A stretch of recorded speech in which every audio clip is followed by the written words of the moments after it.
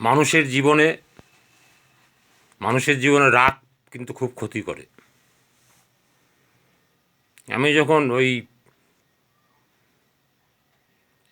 8-9-এ পড়ি, ছোট, তখন রাগ হয়েছিল। রাগ হয়ে কি, খাবো না, ঘরে খাবো না,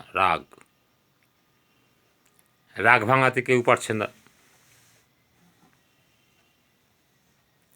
এবার মা বাবা তো ভাত রেখে দিয়েছে, ঢেকে রেখেছে, ডেকেছে, খাইনি।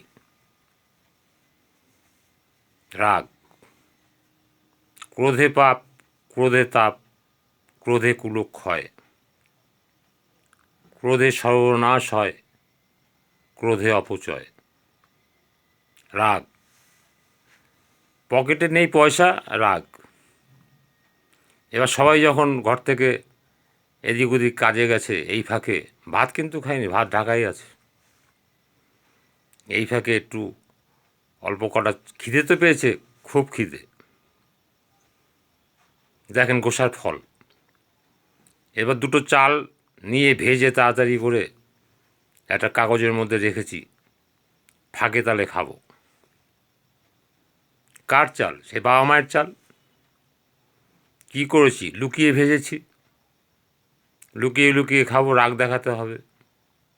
এর আগের কোনো মানে হয়? কিন্তু দেখিয়েছি, করেছি। তাই বলছে ক্রোধে পাপ, ক্রোধে তাপ, ক্রোধে কুলক্ষয়, ক্রোধে সর্বনাশ হয়, ক্রোধে অপচয়। তাই রাগ না দেখানোই ভালো। রাগে নিজের শরীরের ক্ষতি হয়।